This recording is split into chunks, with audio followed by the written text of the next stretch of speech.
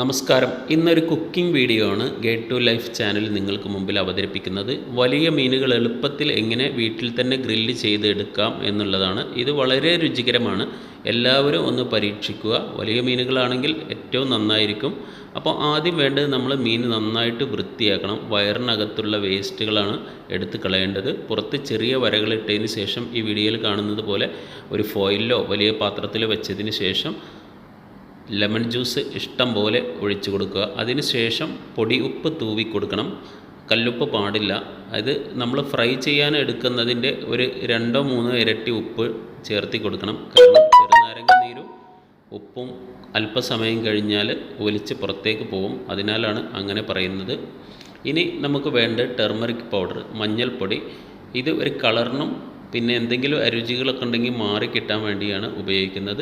ഇതുപോലെ ചെറുതായിട്ട് കുടഞ്ഞിട്ടതിന് ശേഷം കൈകൾ കൊണ്ട് ഇങ്ങനെ ഉരച്ച് എല്ലാ ഭാഗത്തും പിടിപ്പിച്ചാൽ മതി. മഞ്ഞൾപ്പൊടി അധികമാവേണ്ട, 1 ടീസ്പൂൺ ധാരാളം ഉണ്ടാകും.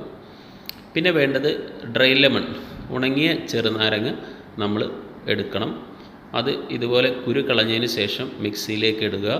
പിന്നെ വേണ്ടത് കുറച്ച് ബ്ലാക്ക് പെപ്പറാണ്. അത് 1 പിടി വേണ്ടി വരും. ഞാനിപ്പോൾ 1.5 കിലോ മീൻ എടുത്തിട്ടുണ്ട്.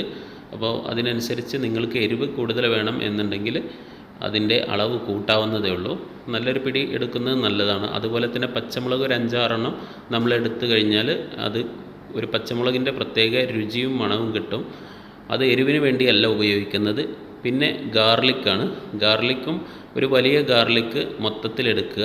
അതുപോലെ തന്നെ ഒരു 50 ഗ്രാം 100 ഗ്രാമിൻ്റെ ഉള്ളിൽ വരുന്ന ഒരു ഇഞ്ചിയുടെ കഷ്ണവും പിന്നെ ഇതുപോലെ തന്നെ അല്പം ഒലീവ് ഓയിൽ നമ്മൾ ഇത് മിക്സിയിലേക്കാണ് ഒഴിച്ചു കൊടുക്കേണ്ടത്. അരച്ചെടുക്കാൻ വേണ്ടി വെള്ളത്തിന് പകരം ഒലീവ് ഓയിൽ ഒഴിച്ചാൽ മതി. ഇതെല്ലാം കൂടി നന്നായിട്ട് നമ്മൾ മിക്സിയിലൊന്ന് അടിച്ചെടുക്കുക.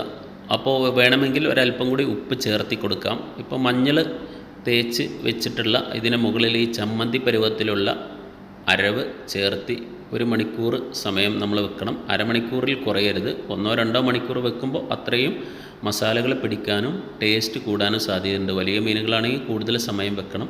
ഇത് ഫ്രിഡ്ജിലാണെങ്കിൽ വളരെ നന്നായിരിക്കും. അപ്പം ഞാൻ ഇതിൻ്റെ എല്ലാ ഭാഗത്തും ഇതുപോലെ മസാലകൾ വിരലുകൾ കൊണ്ട് നന്നായിട്ട് പിടിപ്പിച്ചിട്ടുണ്ട്. അതുപോലെ തന്നെ അതിൻ്റെ വയർഭാഗം തുറന്നിട്ട് അതിനകത്തേക്ക് മസാലകൾ വെക്കണം. പിന്നീട് ഇത് ഗ്രില്ല് ചെയ്യാനുള്ള ട്രയലാണ് ഞാൻ ചെയ്തിട്ടുള്ളത്.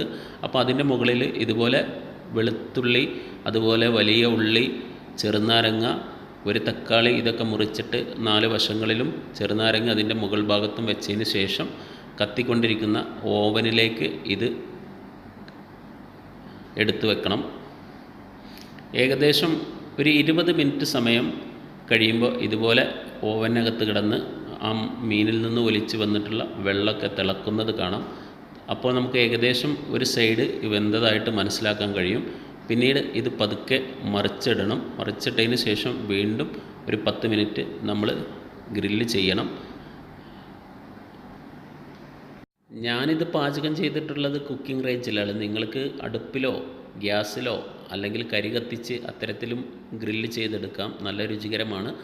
ഇത് പാകമായി കഴിഞ്ഞതിന് ശേഷം അല്പം സാലഡ് ഇതിന് കൂടെ കൂട്ടി കുബൂസ്, ചപ്പാത്തി, ഫ്രൈഡ് റൈസ്, ബിരിയാണി റൈസ് എല്ലാം കൂട്ടി കഴിക്കാവുന്നുള്ളൂ. നല്ല രുചികരമാണ്, ആരോഗ്യപ്രദമാണ്. ഒലീവ് ഓയിൽ മാത്രമേ നമ്മൾ ഒഴിച്ചിട്ടുള്ളൂ. വലിയ മീനുകളാണെങ്കിൽ ഇത്തരത്തിൽ ചെയ്യുകയാണെങ്കിൽ വളരെ നന്നായിരിക്കും. അല്പം കൊഴുപ്പുള്ള മീനാണ് ഏറ്റവും നന്നായിരിക്കുക. എന്താണെങ്കിലും വീഡിയോ ഇഷ്ടപ്പെട്ട് കഴിഞ്ഞാൽ ഒന്ന് സബ്സ്ക്രൈബ് ചെയ്യാൻ മറക്കരുത്.